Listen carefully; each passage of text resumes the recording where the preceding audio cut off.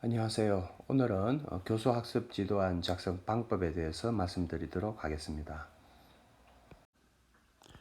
학생들에게 감동을 주는 수업을 하기 위해서는 먼저 수업의 단계를 철저히 이해할 필요가 있습니다. 화면에 보시는 바와 같이 수업은 일반적인 강의식 수업에서 도입, 전개, 정리의 단계로 이루어집니다. 구체적으로 각 단계에 대해서 살펴보도록 하겠습니다. 도입 단계에서는 보시는 바와 같이 동기 유발, 학습 목표인지 선수 학습과 관련 짓기 활동이 주요 활동으로 이루어져 있습니다. 먼저 도입 단계에서 중요한 것은 적절한 시간과 주요 활동들이 골고루 배치되는 것이 중요합니다. 그래야만 우리 그 학습 목표 달성에 상당히 유리하기 때문입니다. 먼저 보시는 바와 같이 도입 단계에서는 대략 5분에서 10분 이내의 시간이 적절하며 주요 활동은 첫 번째인 그 학습 동기 유발 전략이 있습니다. 한번 따라 읽어볼까요? 켈러의 ARCS 이론, 학습 동기 이론입니다. 그냥 편하게 읽으실 때 그냥 악서, 크게 한 소리 내보세요. 악스라고 읽으시면 될 것 같습니다. 자, 악스의 그 구체적인 내용은 네 가지가 있습니다. 주의 집중, 관련성, 자신감, 만족감. 이 네 가지 악스 이론은 그 임용 시험에서도 자주 등장하기 때문에 각별히 신경을 써주시기 바랍니다. 좀 더 구체적으로 살펴보도록 하겠습니다. 첫 번째 A에 해당되는 주의 집중 전략이 되겠습니다. 여기에는 세 가지 전략이 있습니다. 자, 이 부분도 잘 기억을 해 주시기 바랍니다. 지각적 주의, 그 다음에 탐구적 주의, 다양성이 있습니다. 크게 어렵지 않으니까 각각 전략들을 기억을 해놔서 실제 그 교생 실습 갔을 때 활용이 될 수 있도록 바랍니다. 먼저 지각적이라는 것은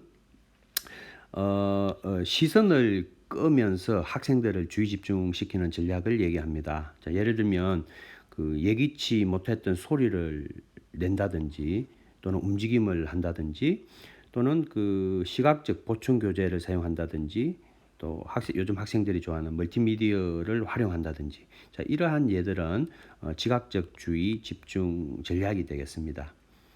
두 번째 탐구적 주의 집중 전략은 학생들에게 어떤 인지적 갈등을 유발하는 전략이 되겠습니다. 배우고자 하는 욕망을 불러일으키는 것이죠. 자, 그것을 우리는 인지적 갈등 유발이라고 이렇게 얘기합니다.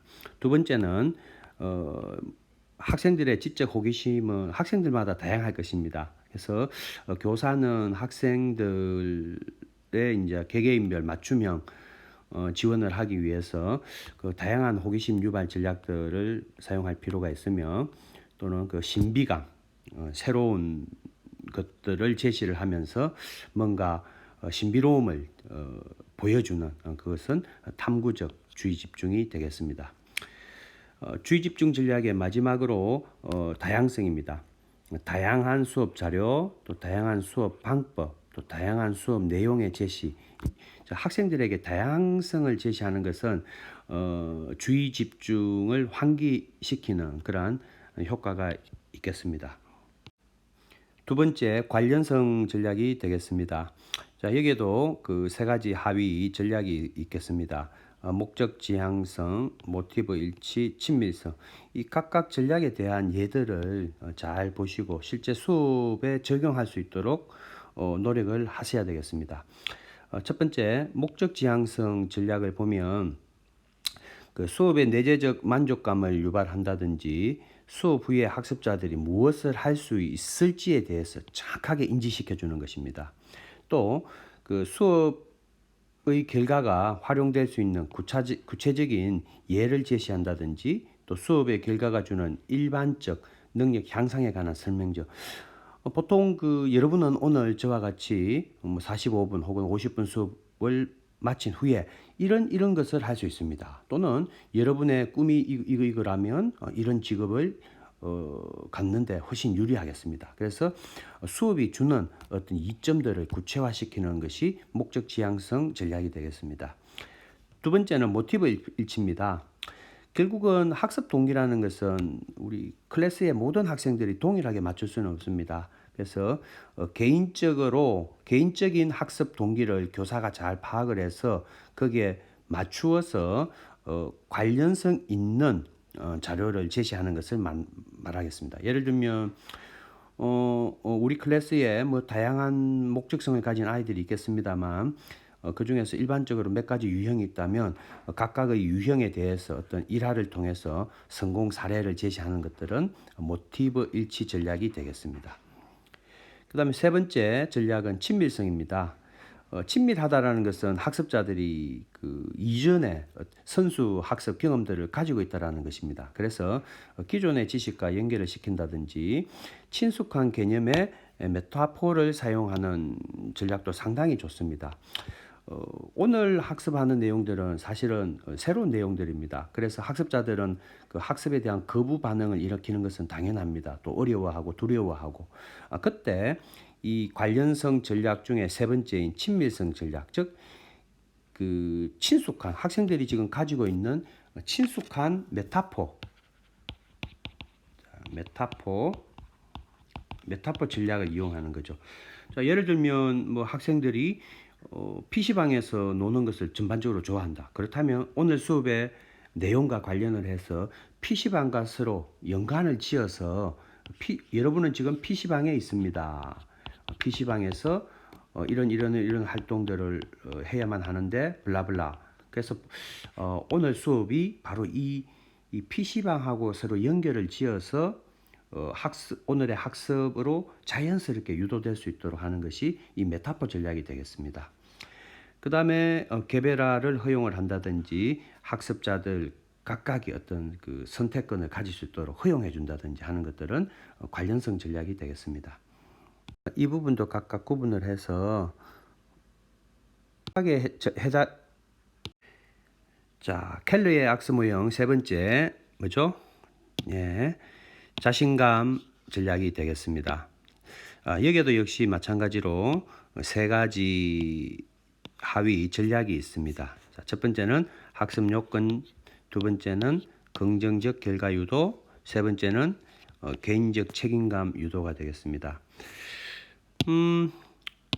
자, 먼저 한 개씩 볼까요? 먼저 첫 번째 학습 요건에서는 이제 학생들에게 어떻게 하면 자신감을 불러일으켜 줄 수 있는가?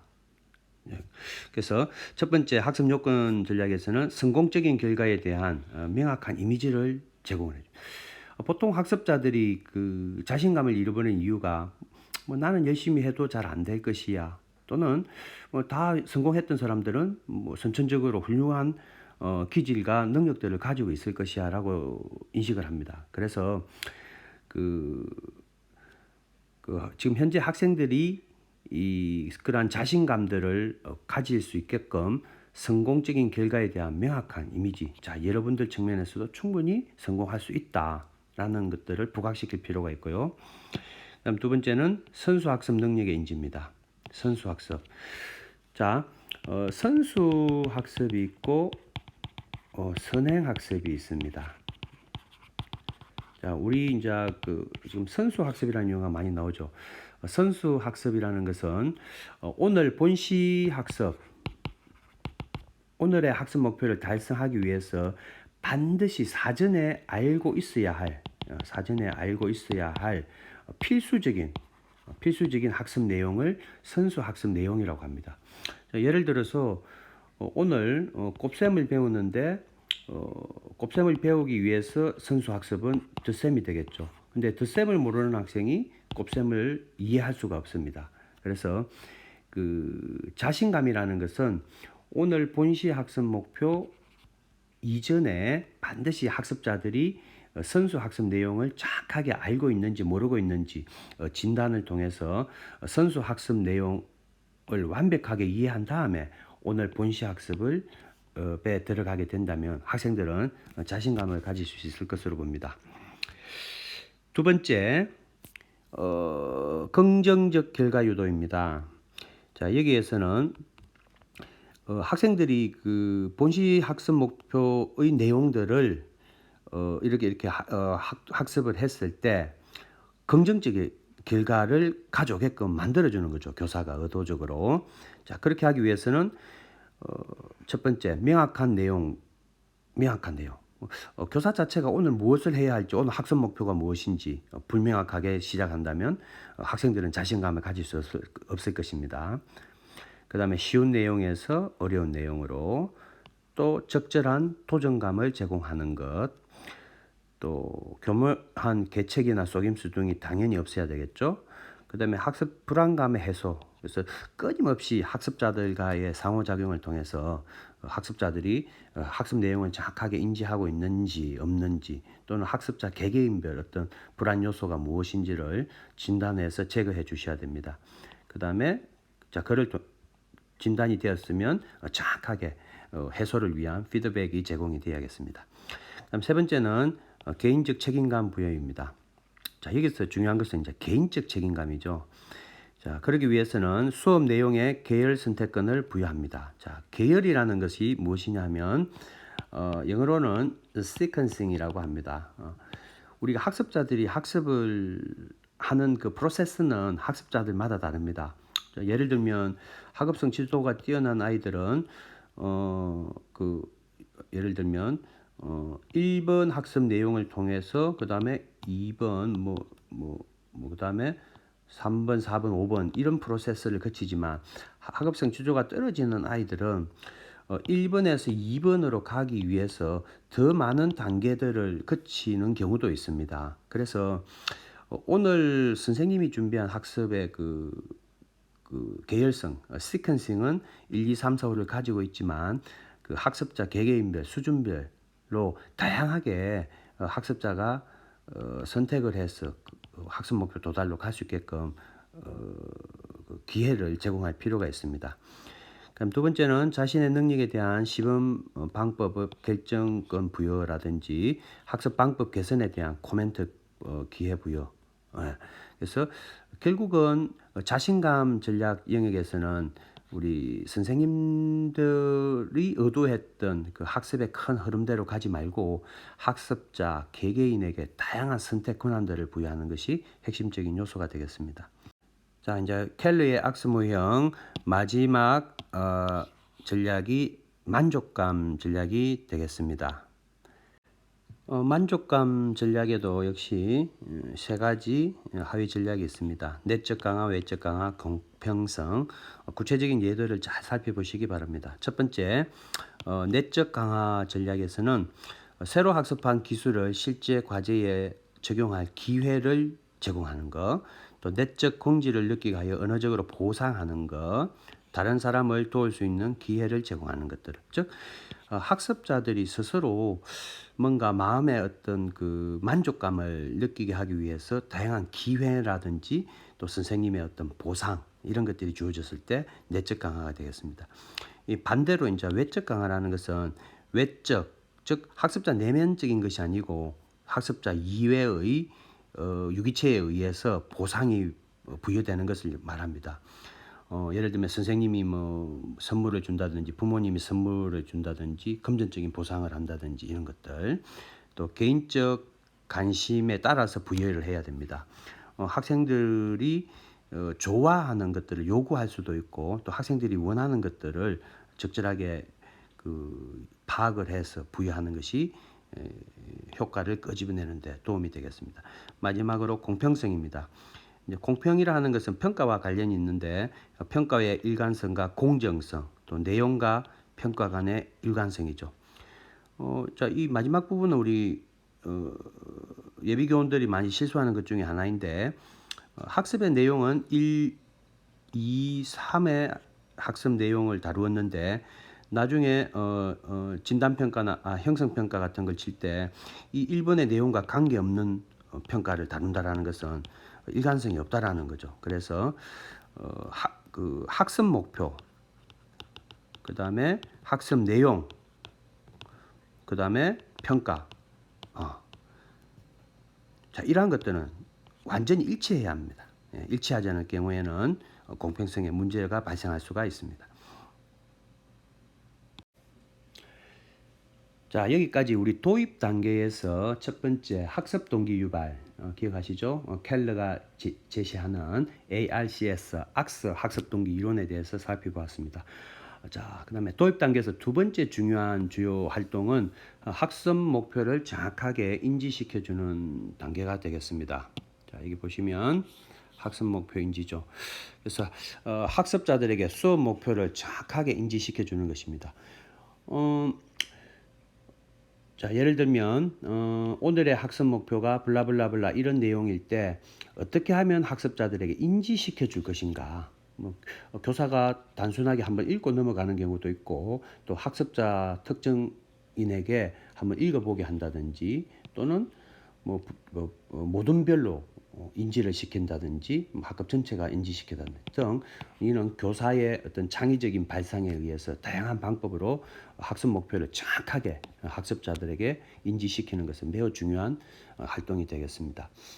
도입 단계의 마지막 선수 학습과 관련 짓기 활동은 학습자들이 과거에 학습한 것을 해상시켜 주는 것을 선수 학습 회상 또는 선수 학습 관련 짓기라고 얘기를 합니다. 자, 이러한 활동은 그 학습자들로 하여금 새로이 학습할 내용을 과거에 학습한 내용과 즉 연결을 시켜줄 수 있도록 도와줌으로써 새로운 학습 내용의 기억과 재생을 촉진시킵니다. 자, 우리 앞서 그 켈러의 악스 이론에서 봤듯이 학습자들은 새로운 학습 내용에 대해서 상당히 어려움을 느낍니다. 그래서 관련을 지어줄 때, 자, 여기서 말하는 것은 이제 학습 내용, 즉 이전에 배웠던 학습 내용과 오늘 배워야 할 학습 내용을 서로 관련을 시켜주는 거죠. 이렇게 그렇게 했을 때 튼튼한 연결고리가 하나 만들어집니다. 자, 이러한 것이 이제 시간이 많이 흘렀을 때 뭐 한 달 전, 두 달 전, 혹은 1년 전, 10년 전. 자, 이거는 현재적이죠. 모든 학습 내용들이 아주 튼튼하게 밧줄로서 연결되어 있는 거죠. 그래서 가장 최근에 이제 뭔가 학습 내용을 이렇게 툭 인출을 시켰을 때 이전의 학습 내용들도 자연스럽게 같이 따라올 수 있다는 거죠. 그래서 선수 학습과 반드시 관련을 지어서 오늘 전개 단계로 이렇게 넘어가는 프로세스를 거치면 좋겠습니다. 자, 두 번째 이제 전개 단계입니다. 말 그대로 우리 도입 단계를 거쳐서 이제 전개 단계를 넘어오게 되면 본시 학습 이번 시간에 해야 할 목표가 이것이고 또 이 학습 목표 달성을 하기 위해서 구체적인 학습 내용은 이제 내용이 제시되었을 것입니다. 자, 보시면 오늘의 학습 목표가 이것일 때 이 학습 목표를 달성하기 위해서 학습 내용 1, 학습 내용 2, 3 이런 단계가 있겠죠. 그래서 이 학습의 내용들을 학생들과 상호 소통을 통해서 활동하는 단계가 전개 단계가 되겠습니다. 전개 단계를 구체적으로 살펴보도록 하겠습니다. 첫 번째, 학습 내용의 그 정보의 제시 단계가 되겠습니다.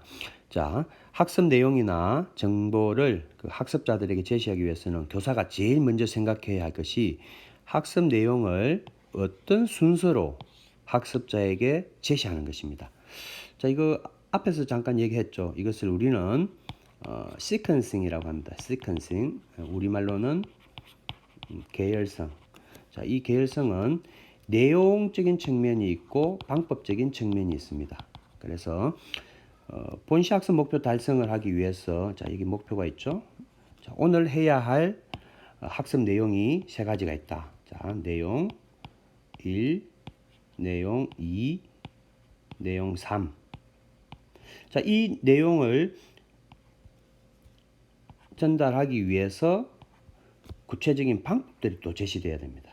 자, 내용 1에서는 강의식, 내용 2에서는 토익 토론, 내용 3에서는 하버루타 이런 식으로 그래서 내용과 방법은 항상 같이 간다. 자, 이것을 우리는 계열성이라고 합니다. 그래서 단순하게 학습 내용을 어떤 순서로 제시할 것인가만의 문제가 아니고 내용과 방법을 같이 어떤 순서로 제시할 것인가. 자, 이것이 수업 설계할 때 반드시 교사가 결정이 되어야 합니다. 자, 그것을 우리는 시퀀싱이라고 한다.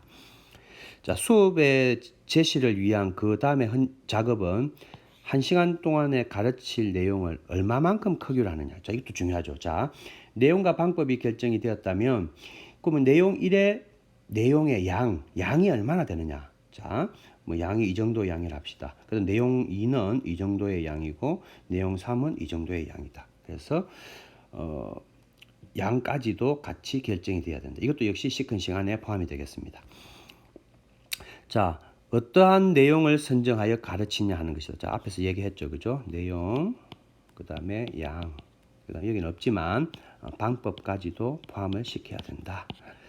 그 다음에 학습 내용의 제시를 위해 고려돼야 할 그 다른 사항은 반드시 가르칠 개념이나 원리에 해당하는 그 이그젬플을 제시하도록 계획해야 한다는 점인데, 복잡한 개념을 위해서는 흔히 혼동하기 쉬운 부적절한 예도 제시할 수 있도록 계획을 수립하는 것이 좋습니다. 자, 이것을 이제 non-example이라고 합니다.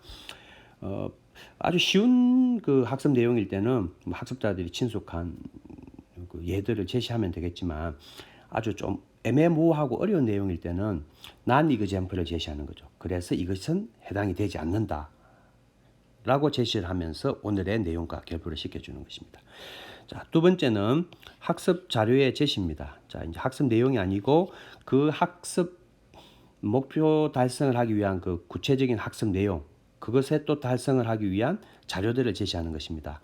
학습 목표 달성을 하는데 도움이 되는 다양한 프로그램 또는 매체를 말합니다. 여기에서 매체는 인쇄된 자료, 멀티미디어 자료, 컴퓨터 보조 수업, 이제 우리 CAI라고 하죠. Computer Assisted Instruction 해서 CAI라고 합니다. 그 다음에 웹 자료, 이것들은 WBI라고 합니다.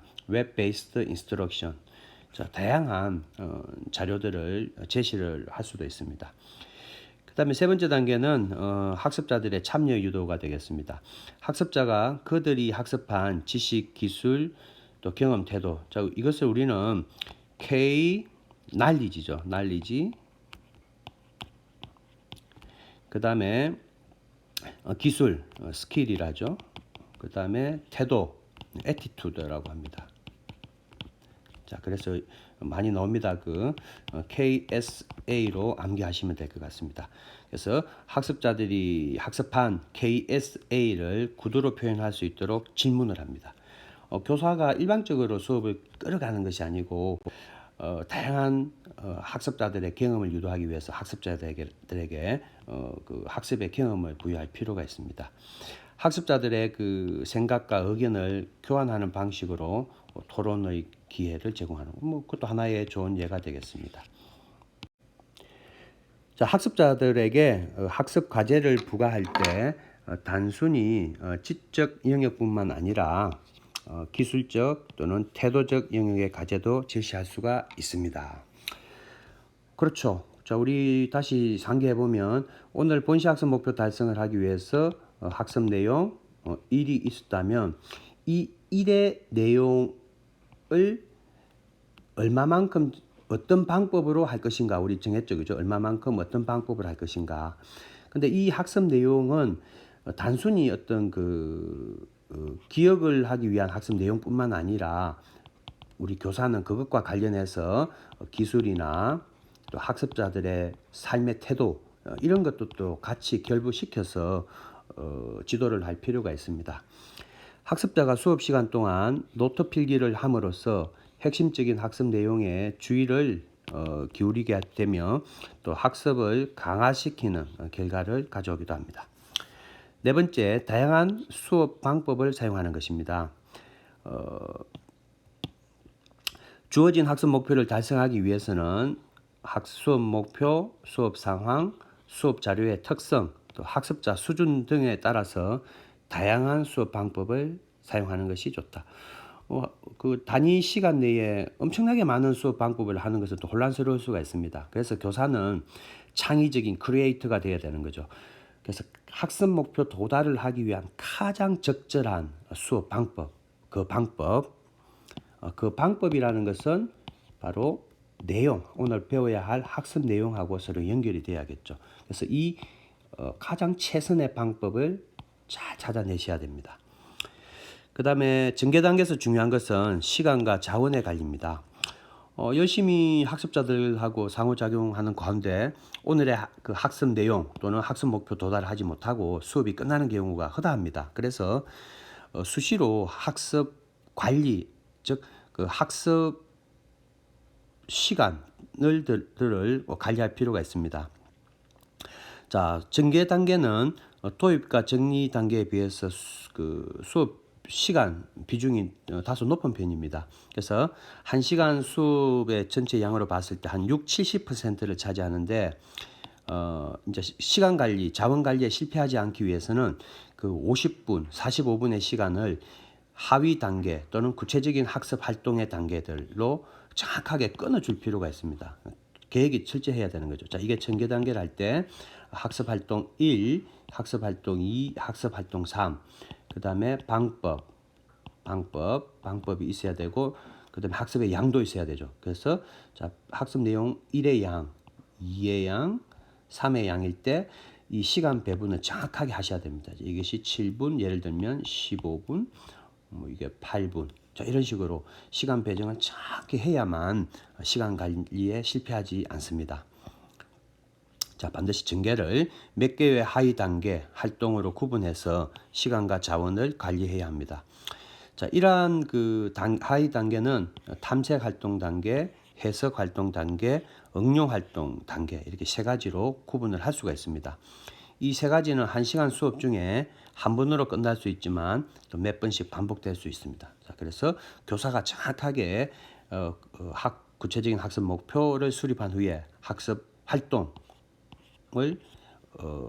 설정을 하고 여기에 대해서 양 또 시간들을 배분할 필요가 있습니다. 자, 마지막으로 전개 단계가 되겠습니다. 자, 조금 더 살펴보도록 하죠.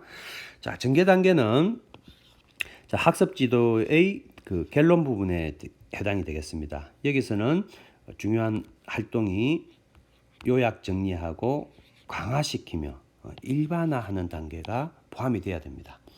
자, 먼저 학습 과제에 대한 요약과 종합입니다. 학습 내용을 살펴보면서 중요한 사항을 요약합니다. 중요한 하나하나의 지식을 정리하면서 또 종합이라는 것은 이 하나하나가 서로 어떤 연관성을 가지고 있는지 전체적인 맥락에서 하나의 완성된 과제로서 이해할 수 있게끔, 그래서 이 각각의 오늘 배웠던 내용들은 단편화된 것이 아니고 서로 연결되어 있다. 그래서 이 학습 내용을 우리는 무엇이라 한다. 이 종합적인 측면에서 바라볼 수 있게끔 정리를 해 주셔야 됩니다. 자, 두 번째는 연습과 피드백을 통한 강화입니다. 자, 교수 학습의 과정에서 학습의 효과를 높일 수 있는 강력한 전략으로서 그 학습자들이 학습한 것을 실제로 연습을 해보게 하는 겁니다. 자, 이거 중요합니다. 또 그에 따른 피드백을 교사가 주셔야 되고요. 자, 피드백이라 하면 학습 결과에 대한 지식입니다. 자, 이거 별표입니다. 학습 결과에 대한 지식. 자, 한 학생이 오늘 학습한 내용에 대해서 요약 정리 또는 어떤 문제를 풀었을 때, 자, 그것은 학습 결과가 되겠죠. 거기에 대해서 교사가 적절한 피드백, 어떤 정보를 다시 제공하는 것을 피드백이라고 이렇게 얘기합니다. 자, 학습자들이 실제로 학습한 것을 가지고 연습하거나 문제를 풀었을 경우에 그것이 맞았는지 혹은 틀렸는지에 대한 명확한 대답을 주는 것을 말합니다. 자, 조금 더 보도록 하겠습니다. 피드백은 학습자가 학습한 것에 대해서 강화의 역할을 한다. 자, 강화. 자, 학습한 결과에 대해서 교사가 이런 것은 너무 잘했다라든지 이런 부분들은 다소 미흡하기 때문에 조금만 더 보완을 하게 되면 완벽한 학습의 결과를 가져올 수 있겠다 등 그 과정에서 피드백을 체계적으로 제시하는 일은 중요한 전략이다. 자, 이 부분 상당히 중요합니다. 교사는 학습자들이 새로운 것을 듣고 이해했으면 그것을 바로 연습, 응용, 적용해 볼 수 있는 또 다른 학습 활동을 할 수 있도록 계획을 세워야 합니다. 그리고 학습자들이 그러한 일을 끝냈을 경우에는 즉각적으로 그 결과에 대한 피드백을 줄 계획도 세워야 합니다. 다음 세 번째 일반화 단계가 되겠습니다. 일반화 단계. 단순 암기나 단편적인 학습보다는 학습 요소나 내용의 관계를 이해하고 이에 관련된 문제 사태를 해결할 수 있도록 학습하게 합니다. 자, 여기서 말하는 문제 사태란 것은 자, 오늘 배웠던 내용을 실제 그 삶의 현장에서 학생들이 어떤 삶의 문제에 봉착했을 때 오늘 배웠던 이 지식이라든지 또는 기능, 태도 등을 활용을 해서 해결할 수 있도록 한번 교실에서 경험을 하게 해보는 거죠. 자, 학습한 내용을 실제 생활에 적용해 보는 기회를 반복적으로 적용하는 것이 중요합니다. 그래야만 몸이 익숙해지고 그 다음에 이것이 나중에 내면화가 가능해집니다. 자, 학습 직후에 학습한 주요 내용을 요약 정리하게 한다든지 이제 이걸 글로 쓸 수도 있고 문제를 풀 수도 있고 말로 말하게 할 수도 있고 또는 몸으로도 말하게 할 수도 있습니다. 이제 그걸 우리는 롤플레이라고 하죠, 그죠? 어떻게든 수업 끝나기 전에 일반화 단계를 넣는 것은 매우 중요합니다.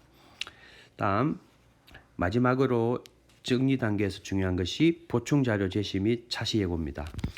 학습자들의 개인차를 고려한 수업을 실시한다고 할 경우 이 후속 조치는 대단히 중요한 그 활동의 하나가 되겠습니다. 교사는 각기 다른 성취도를 보인 학습자들이 다음 시간에 어떻게 학습하도록 해야 하는지를 생각해야 합니다.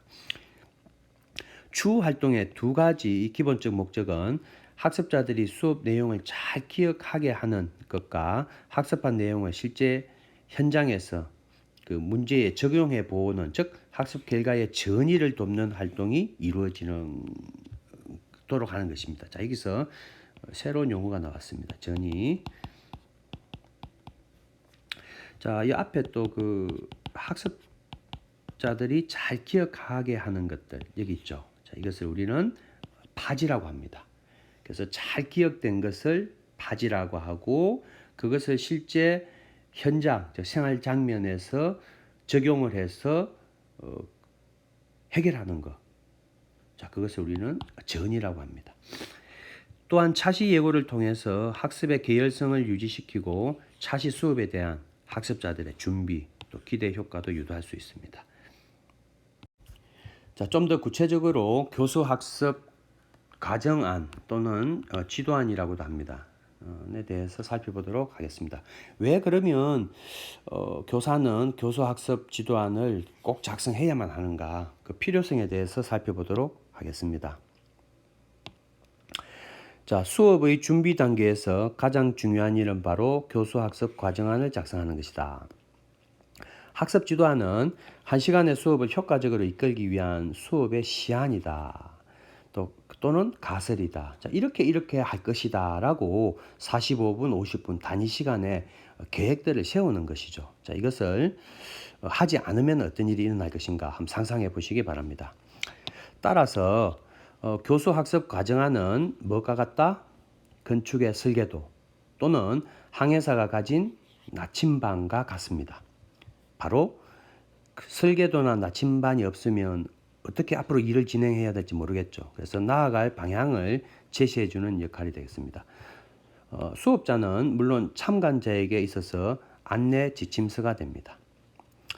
그러므로 수업을 하기에 앞서 교수학습 지도안을 작성한다는 것은 어찌 보면 반드시 해야 할 필수 코스인 거죠. 당연한 일입니다. 교수학습 과정안을 작성함으로써 수업자에게는 교재 연구가 될 뿐만 아니라 자신 있게 수업할 수 있고 또 학습 요소를 빠짐없이 지도할 수 있으며 또 지도의 과정이 명료하고 방법이 확실해집니다. 뭔가 설계가 없을 경우에는 산만해지고 또 그 목적 달성을 할 수 없이 진행되는 경우가 많습니다. 그래서 결국은 교수학습 지도안 작성의 필요성, 목표 달성을 하기 위해서 반드시 이루어져야 할 하나의 설계도, 또 항해도, 또 어떤 일을 하기 위해서 필요한 하나의 청사진, 블루프린트, 하나의 큰 청사진이라는 거죠. 자, 그렇다면 교수학습 과정안이 갖추어야 할 요소를 알아보도록 하겠습니다. 자, 교수학습 과정안은 학습 내용이나 교재 유형, 또 학습자의 요구 수준, 학습 환경 등에 따라서 그 각각 그 특성을 고려하고 필요에 따라서는 계획을 변경할 수 있게 작성돼요. 자, 여기서 중요한 내용이죠. 계획을 변경할 수 있게끔 어떤 융통성을 가지고 있어야 됩니다. 우리 수업이라는 것은 교사가 정해진 교수학습 과정안대로 이루어지는 경우가 거의 불가능합니다.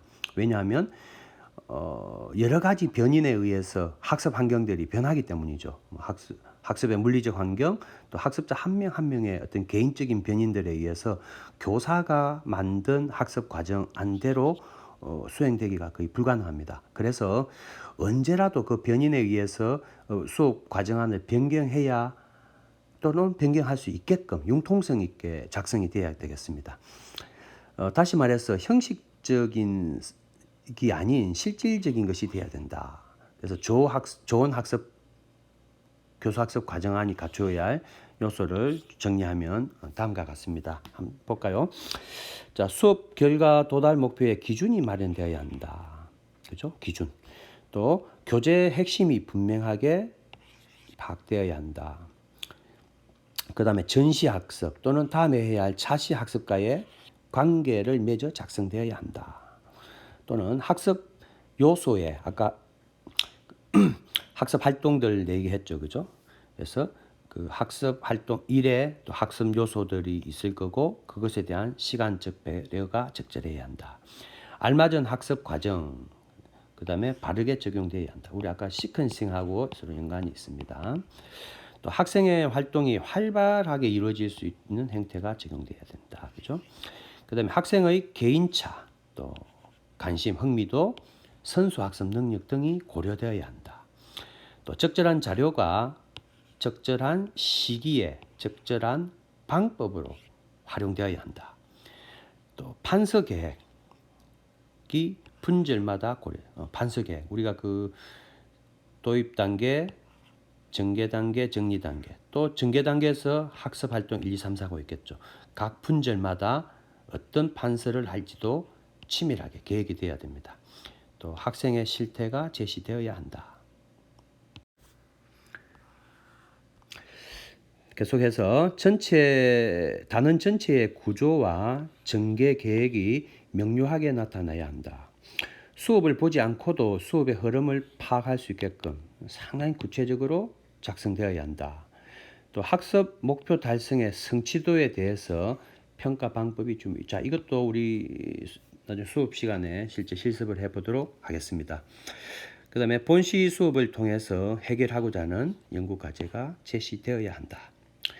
자, 이상으로 그 수업이 어떻게 이루어지는지 살펴보았습니다. 자, 다시 한번 간단하게 요약 정리하면, 자, 수업은 몇 가지 단계로 이루어져 있다 했습니까? 네, 맞습니다. 바로 세 가지 단계로 이루어져 있다. 자, 첫 번째 단계가 뭐죠? 네, 그렇죠. 예, 도입. 두 번째가 전개. 세 번째가 정리 혹은 정리 및 평가. 그래서 여러분들은 도입 단계에서 구체적인 활동들, 전개 단계에서의 구체적인 활동들, 정리 및 평가에서의 구체적인 활동들 상당히 중요합니다. 잘 숙지하시기 바랍니다. 자, 학생들에게 감동을 주는 교수학습 과정안을 작성하기 위해서 앞에서 살펴봤던 구체적인 내용들을 바탕으로 조금 더 살펴보도록 하겠습니다. 자, 교수학습 과정안은 이제 체계입니다. 그렇다면 교수학습 과정안, 지도안은 어떻게 이루어져 있을까? 자, 일반적인 형태가 지금 보고 계시는 바와 같습니다. 자, 한번 볼까요? 첫 번째는 강의의 주제. 자, 여러분들 그 학과 전공에 표시 교과 있죠. 예를 들면 국어 교과이면 국어, 또 여기에 보면 그 대단원, 중단원, 소단원이 있을 겁니다. 그래서 오늘 하는 그 강의가 만약에 소단원, 예를 들면 뭐 5단원의 블라블라 뭐다. 자, 이렇게 주제를 적어 주시면 되겠습니다. 그다음에 강의 개요는 강의 주제 선정, 왜 이 수업을 선정하게 되었는지 이유와 또 주요 내용을 개괄적으로 기술을 해주시는 것이 좋습니다. 자, 이선 줄글보다는 개조식으로 제시해 주는 것이 좋습니다. 자, 뭐 예를 들면 가, 나, 다. 자, 이런 식으로 개조식으로 제시를 해주시고요. 그 다음에 세 번째는 학습 목표와 수업 방법을 제시를 합니다. 자, 이 부분 상당히 중요합니다. 자, 학습 내용과 행동을 동시에 진술한다. 자, 이건 예전에 그 지필식 임용고사가 이루어졌을 때는 그 약방의 임용고사 약방의 감초 문제입니다. 지금도 이러한 내용들을 충분히 잘 숙지를 한 다음에 충분히 활용할 수 있습니다. 자, 학습 목표는 내용과 행동, 명시적 행동 동사로 진술하는 것을 타일러의 진술 공식이라고 합니다. 타일러 기억하시기 바랍니다. 자, 학습 내용 플러스 행동. 자, 예를 들면 성평등의 개념, 이것이 학습 내용이 되고 명시적인 행동 동사는 설명할 수 있다. 이 두 가지 요소로서 이루어지는 학습 목표 진술을 타일러의 학습 목표 진술 공식이라고 합니다. 자, 여기서 중요한 것은 명시적인 행동 동사로 진술한다.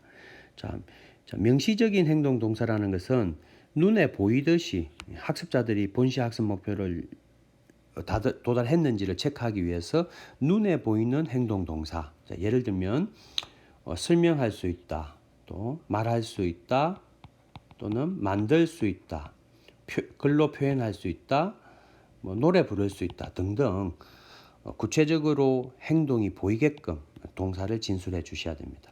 자, 이제 그렇지 않은 경우 예를 들면 성평등의 문화를 위해서 기억할 수 있다. 자, 이것은 눈에 보이지 않죠. 이것을 우리는 암묵적 행동 동사라고 합니다.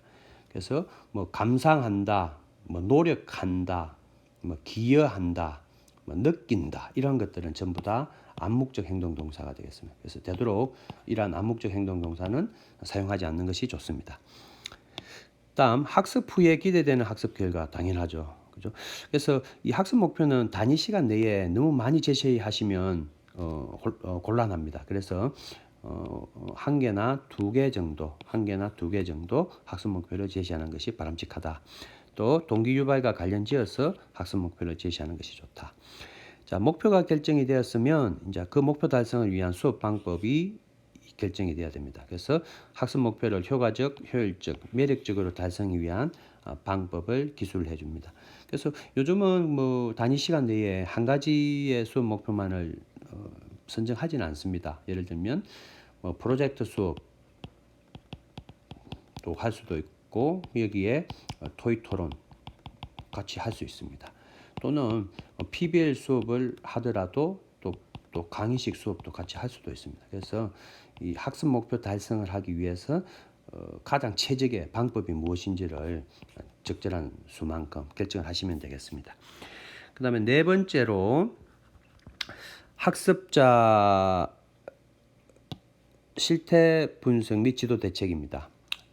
자, 내가 가르치는 우리 클래스의 학습자의 실태 분석인데 학습을 전개하기 위한 학습자들의 실태를 조사 기록합니다. 자, 선수, 학습 요소가 어느 정도인지, 또 평가 분석, 기존에 이런 평가를 했는데 지금 현재 상태는 어떤지, 그 다음에 오늘 해야 하는 주제의 선호도 등 본 강의 주제와 직접 관련이 있는 내용만을 기록을 하도록 합니다.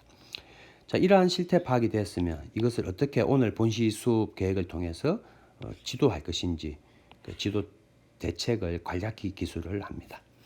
자, 여기까지 주제라든지 내용, 방법, 또 실태가 분석이 되었으면 이제 이것을 구체적으로 어떻게 지도할 것인가 교수학습 지도안을 작성을 합니다. 양식은 뭐 정해진 양식은 없습니다. 그래서 일반적인 강의식 수업에서의 양식은 강의 주제, 또 대상은 예를 들면 땡땡 고등학교 3학년 1반 남자 몇 명, 여자 몇 명. 자, 이렇게 기술을 해주시고요. 장소는 3학년 1반 교실. 그 다음에 학습 목표는 구체적인 내용과 명시적 행동 동사로서 1개 혹은 2개 정도 기술을 합니다. 자, 학습 목표 도달을 시키기 위해서 이제 학습 방법. 자, 이것을 우리는 그 모형이라고도 합니다. 학습 모형 또는 학습 방법. 강의식, 토의식, 협동학습, 발견학습, 탐구학습, 문제 중심 학습, PBL, Problem Based Learning, 또 프로젝트 학습, 프로젝트 또는 액션 러닝, 또는 이공계에서 많이 하는 캡스톤 디자인 등등 방법을 쓰시면 되고요.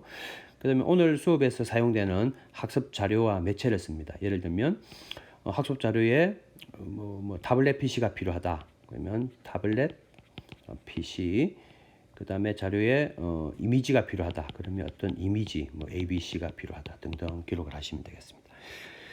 자, 구체적인 이제 학습 단계를 보면 도입, 전개, 정리 및 평가 배웠죠. 그 다음에 각각의 학습 과정, 학습 요소라고 합니다.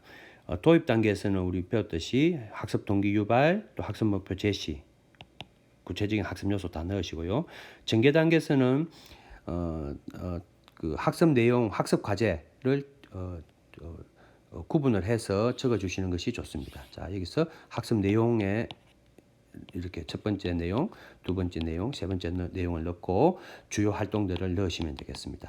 자, 이 공통적으로 이제 전개 단계에서는 탐구학습, 토론학습, 역할놀이, 또 모둠학습, 또 학산적 사고 발문, 또 평가적 사고 발문, 이러한 다양한 방법들을 사용을 하실 수가 있고, 그 다음에 이러한 방법을 통해서 어떠한 학습 내용을 전개할 것인지 아주 구체적으로 티처의 활동, 그 다음에 학생들의 활동 구분해서 적어주시면 더 좋겠습니다.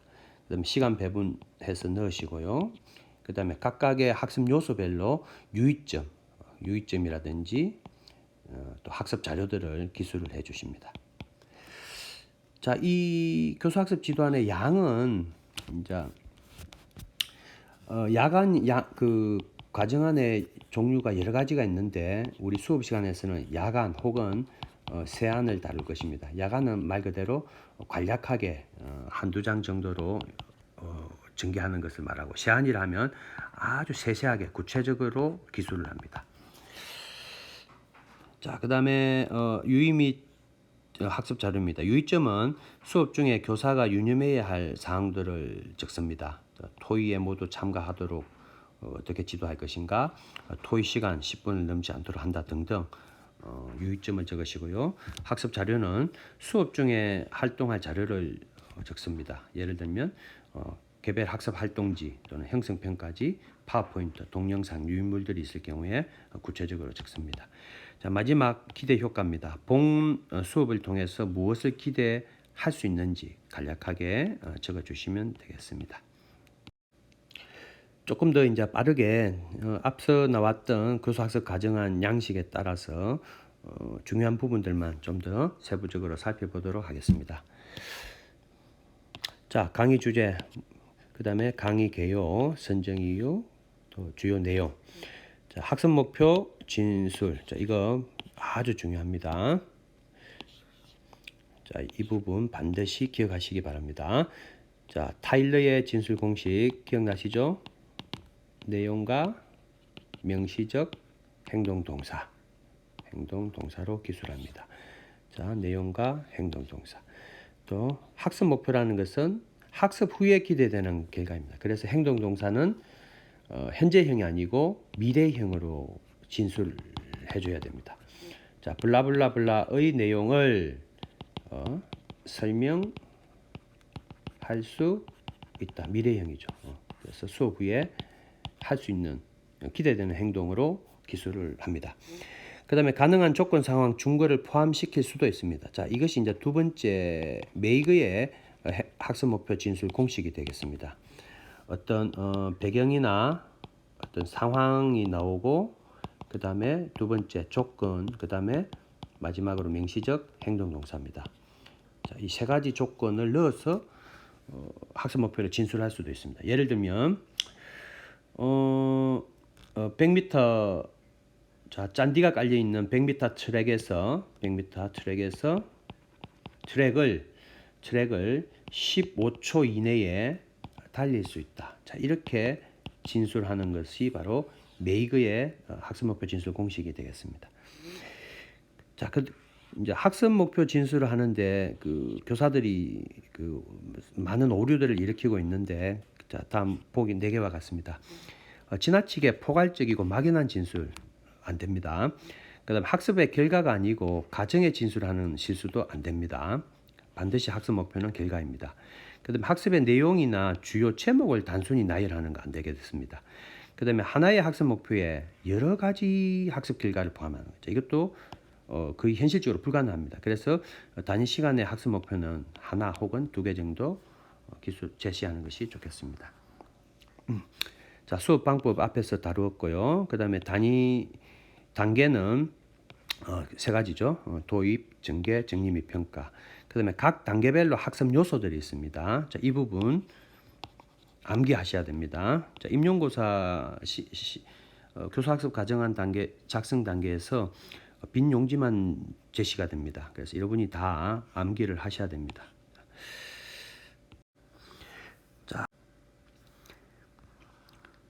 자, 전개 단계에서는 교수 학습 활동을 이제 소 주제로 이제 나누어서 전개를 합니다. 자, 이게 전개 단계일 경우에 자, 학습 내용 1, 2, 3. 자, 이러한 순서로서 할 때 어떤 방법으로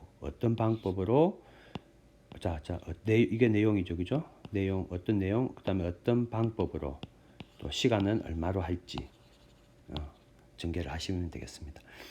마지막 정리 및 평가 단계에서는 구체적인 학습 요소는 요약 정리, 형성 평가, 자시 학습 예고가 되겠습니다. 자, 학습 요소는 이제 전개 단계에서의 학습 요소는 위에서 살펴보았듯이 구체적으로 그 여러분들의 표식 교과와 관련된 내용들을 기술을 하시면 되겠습니다. 자, 이런 구체적인 학습 요소들이 되겠죠, 그죠? 이것은 각 전공마다 다르기 때문에 참고하시기 바랍니다. 다음 교수 학습 활동안 작성이 되겠습니다. 자, 교사 활동과 학생 활동으로 보통 구분을 해서 작성을 합니다. 교사 활동은 단계별 주요 활동과 학습 소주제에 따른 교사 자신의 활동을 적으시고요. 보통 이제 T라고 표기를 합니다. 그 다음에 학생 활동은 교사의 요구와 학생들에게 기대되는 단계별 활동. 학생들은 SS, 그죠? 복수니까 이렇게 기록을 하시면 되겠습니다. 자, 교사 활동은 주로 설명, 지시, 제시, 발문, 시범, 순회 등을 기록하는데, 이는 여러분 학과 전공에 따라서 다양한 학습 활동이 차이가 있겠습니다. 여러분 적절하게 제시를 하시면 될 것 같습니다. 자, 학생 활동을 살펴보면 교사의 지시에 따른 학생 스스로 예상되는 활동을 기록을 합니다. 자, 교사가 예를 들어서 심화 학습지를 제시를 하고 학생들에게 그 푸는 방법을 자세히 설명한다라고 했을 때 학생 활동은 심화 학습지를 풀고 그다음에 선생님의 지시에 따라서 정답을 확인한다. 이렇게 기술을 하시면 되겠습니다. 자, 이것도 학과 전공에 따라서 그 구체적인 액티비티는 다양하게 나타날 것으로 봅니다. 자, 마지막 유의 및 학습 자료 작성입니다. 수업 중에 교사가 유념해야 할 자료로 그 사항으로 기록을 하시고요. 학습 자료도 역시 기록을 하시면 되겠습니다. 자, 교수 학습 과정 안에서 또 중요한 것이 이제 판서 계획을 미리 설정을 하는 것입니다. 자, 여기에는 보시는 바와 같이 대조형, 구조형, 기납형이 있습니다. 먼저 대조형은 상하, 좌우의 각기 내용의 특색을 쓰고 그 차이를 비교 대조하게 합니다. 그죠? 자, 이것은 상하 비교가 됐고요. 자, 이것은 좌우로서로 비교가 됐죠. 그죠? 그래서 이것도 판서 계획도 사전에 설계 단계에서 설정이 되어야 되겠습니다. 다음 두 번째, 교재를 개통화, 계열화하고 체계화해서 그 지도 학습 내용을 요점을 구조화하는 것입니다. 그래서 보기와 같이 왼쪽에서 오른쪽으로, 이것은 또 수직적인 구조. 그다음에 세 번째, 기납형이 되겠습니다. 부분을 묶어서 전체를 이해시키기 위하여 쓰이는 방법으로 그 하나하나의 사례를 묶어서 결론으로 만들어 갑니다. 자, 하나하나. 그죠? 자, 여기 보시면 자, 하나를 서로 연관을 지어서 또 이것들을 서로 결론을 지어서 또 이거하고 결론을 지어서 또 전체로 이렇게 가도록 하는 것이고요. 자, 이것도 마찬가지. 자, 이런 요소 하나하나의 요소들을 또 이렇게 함의시켜가는 반서 계획이 되겠습니다. 그 다음에 학습 자료, 자, 이런 것들도 미리 잘 설계가 되어야 되겠습니다. 이제 그 교생 실습 가기 전에 이제 우리 대학에서는 한 학기 내내 여러분 한 번 정도 그 시범 수업을 가질 계획입니다. 자, 그래서 우리는 마이크로 티칭이라고 하는데, 마이크로 티칭 알겠죠? 그래서 실제로 이제 그 수업을 축소해서 예를 들면 10분 이내에 수업의 전 과정을 도입, 전개, 정리 및 평가, 이것을 압축을 해서 한번 수업을 해보는 거죠. 그것을 우리는 마이크로 티칭이라고 합니다. 자, 교실 수업 장면을 고도로 압축한 수업 체제를 말합니다. 예비교사 혹은 현직 교사에게 구체적인 수업 기술을 습득시키기 위해 실시하는 방법으로 전반적으로 5분에서 20분 이내에 짧은 시간 동안 교수 시간, 또 내용, 기능과 학습자 수, 또 교실 크기 등이 실제보다 축소된 상황에서 수업이 이루어지는 것으로 수업의 과정을 녹화한 다음에 다시 관찰하면서 수업 분석과 평가를 실시하고 그 결과에 따라서 새로 수업하는 순환적 과정을 통해서 수업 기술을 습득합니다. 이 과정에서 평가하고 이걸 우리는 이제 그 컨설팅이 주어진다 이렇게 얘기를 하죠, 그죠? 그렇게 해서 이제 순환적으로 자, 이 컨설팅의 결과를 다음 수업 시간에 반영을 해서 이제 수업을 계속 개선해 나가는 목적이 있습니다. 자, 마이크로 티칭의 평가 체크리스트죠. 이제 뭐 이것은 제가 인쇄를 해서 나눠드리겠습니다만 잠깐 보시면 크게 영역이 몇 가지로 나누어집니다. 이제 예비교사 여러분들의 언어적인 요소, 또 비언어적인 요소, 수업 매체 활용 정도, 또 발문 정도, 또 학습자의 활동, 의사소통, 동기 유발 이런 것들이 되겠죠. 구체적인 내용들은 수업 시간에 다루도록 하겠습니다. 자, 지금 보고 계신 화면이 뭐 일반적인 교사학습 지도안 양식이 되겠습니다. 역시 정해진 양식은 없습니다. 자, 일시, 대상, 지도교사, 교과, 단원명 쭉 적으시고요. 그 다음에 차시는 오늘 수업하는 단원, 그 소단원이 전체 그 단원이 만약에 중단위나 대단원이 만약에 7차시인데 그 중에 오늘 하는 소단원이 만약에 3차시에 해당이 된다. 그렇다면 사선을 오른쪽 위에서 아래쪽으로 끄시고요. 밑에 분모에는 전체 차시, 그다음에 오늘 하는 차시 3을 적습니다. 그래서 3/7 이렇게 차시를 반드시 기입을 해 주셔야 됩니다. 그 다음에 학습 단원, 목표, 수업 행태, 또 자료 매체를 적으시고요. 그 다음에 학습 단계 크게 이제 3단계로 나누시고요. 도입, 전개, 정리 및 평가. 그 다음에 도입 단계에서의 학습의 내용 또는 요소라고 합니다. 동기 유발 배웠죠, 그죠? 그다음 학습 목표 제시, 선수 학습 관련 짓기. 그 다음에 전개 단계에서도 이렇게 끊어 주시고 각 교과별로 그 학습 내용들을 넣으시면 되겠습니다. 자, 앞에서 우리 수업 마이크로 티칭 체크리스트를 살펴보았는데 그거와 대동소이합니다. 그래서 일반적으로 수업 평가는 수업 설계와 수업 실행 또 수업 평가의 그 단계에서 평가를 합니다. 그래서 이 평가 지표들을 여러분들이 지금 다 숙지를 하시기 바랍니다. 이 지표에 의해서 여러분들의 수업이 다 평가가 됩니다. 자, 수업 설계 단계만 잠깐 볼까요? 자, 수업 설계 체제가 일관성을 유지하며 논리적인가, 또 수업 설계가 교과의 특성을 고려하고 있는가, 또 수업 설계가 학생의 실태를 충분히 반영하고 있는가, 또 교재 연구가 적절한가, 단원 전개상의 차시별 수업량, 또 내용은 수준에 적절한가, 또 목표는 구체적이고 명료한가, 또 교육 과정에 제시된 목표와 부합하는가, 예습적 과제의 내용과 제시 방법은 적절한가. 자, 이런 식으로 지표가 다 있습니다. 그래서 수업의 실행 단계에서 도입, 또 전개, 정리 단계에서 이러한 모든 지표들 반드시 숙지를 하시기 바랍니다. 그 다음에 평가 단계에서도 평가 계획 및 일정이 체계적으로 수립되었는가, 또 평가 기준이 학습 목표를 충실히 반영하고 있는가, 또 적절한 방법으로 학생들의 학습 정도를 파악하는가. 자, 이것은 역시 수업 시간에 배부를 해드리도록 하겠습니다. 자, 학생들에게 감동을 주는 강의를 위한 팁 몇 가지를 전해드리도록 하겠습니다. 자, 학습자의 특성 분석이 필요합니다. 내가 수업하는 그 대상이 되는 학습자들의 특성을 정확하게 분석을 해야만 수업 목표 달성이라든지 또 짧은 시간 안에 아주 명쾌한 수업들을 진행을 할 수가 있고요. 두 번째는 수업 시간 대비 학습 내용의 양을 고려해야 됩니다. 자, 이게 중요합니다. 욕심은 건물.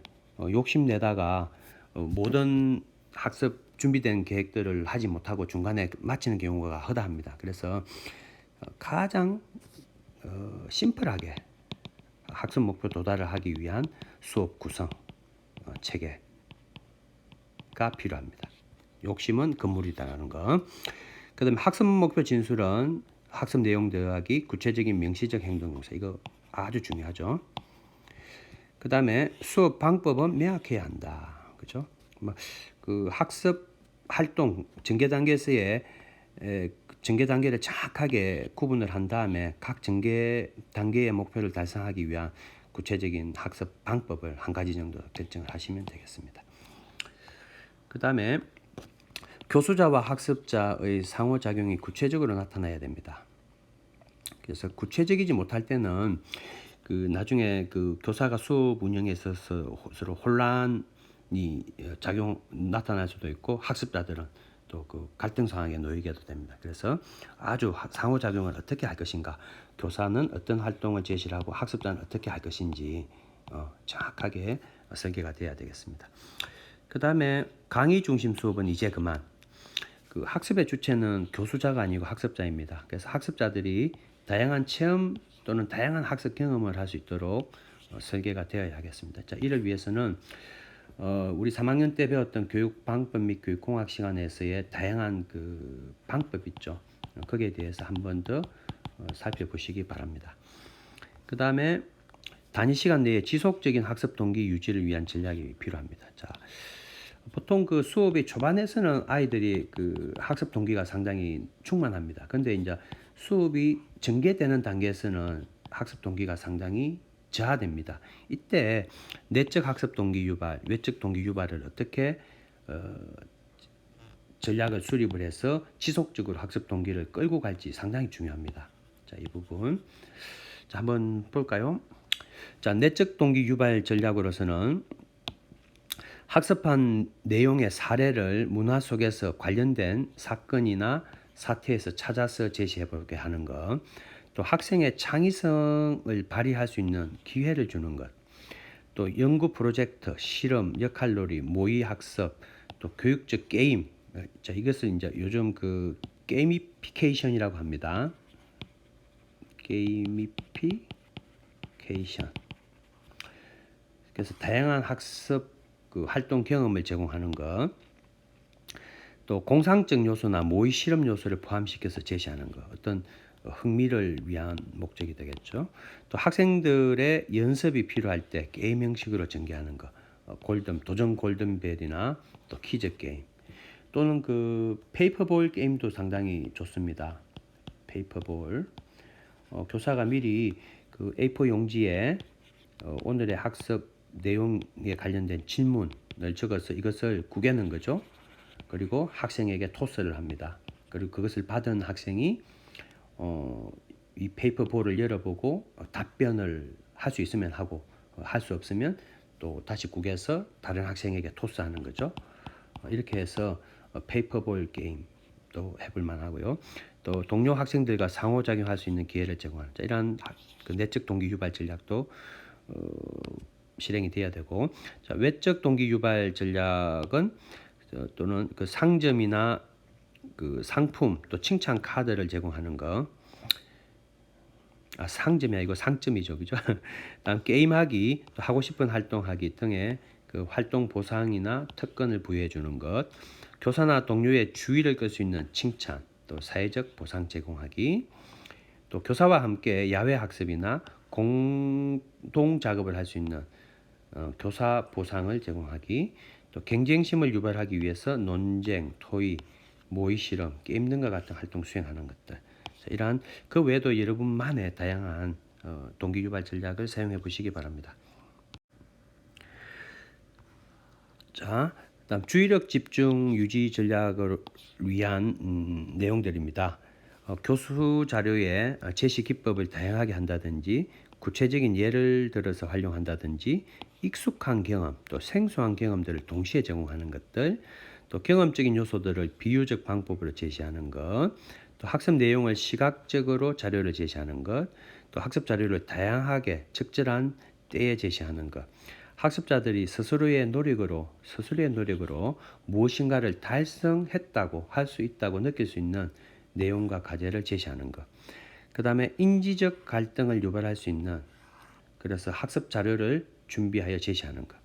또 학습 내용, 또 과제를 체계적으로 조직해서 학생들에게 제시하는 것. 상당히 중요하고, 특히나 그 학업성 지도가 뛰어난 아이들에게는 인지적 갈등 유발 전략은 매우 효과적이라 할 수 있겠습니다. 자, 정리하면 공개 시범 수업에서 지켜야 할 10가지, 자, 10가지 팁을 한번 볼까요? 자, 팁스 10.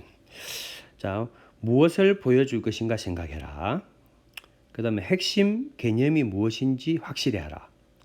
또 수업 단계별 요소를 지켜라. 또 수업 범위를 가급적 좁게 하라. 욕심은 금물입니다. 수업 시간만 가지고 성공하라. 그죠? 수업 이외에 뭔가 할 수 있는 내용들을 주는 것은 비현실적입니다. 학생과의 공감대를 형성하라. 재미있게 칭찬하면서 주임새를 넣고 조금은 쇼맨십을 발휘할 필요가 있습니다. 그 다음에 티칭과 러닝을 조화를 깨하라. 그 다음에 교수 행동도 중요하고 학습 행동. 특히나 요즘은 교수자보다는 학습자 중심으로 이루어질 수 있도록 전략을 짜는 게 좋습니다. 교수 행동의 모범을 보여라. 언어, 표정, 판서, 발문, 제스처. 그 다음에 학생의 자연스러운 학습 활동을 유도하라. 짜고 치지 말고 있는 그대로의 모습에서 교사의 대처 능력을 보여줘라. 그 다음에 3S를 준비해라. 스팟타임, 스트레칭, 스마일. 그래서 아이스 브레이킹 자료 등을 준비해서 분위기를 띄울 수 있게끔 어떤 양념적인 요소도 준비하시고요. 또 학생들이 긴장감을 풀 수 있게끔 몸풀기라든지, 또 밝고 맑은 분위기를 유도하는 웃음, 또 박수, 이런 것들도 필요하겠습니다. 자, 이상으로 교수 학습 지도안 작성 방법에 대해서 살펴보았습니다. 감사합니다.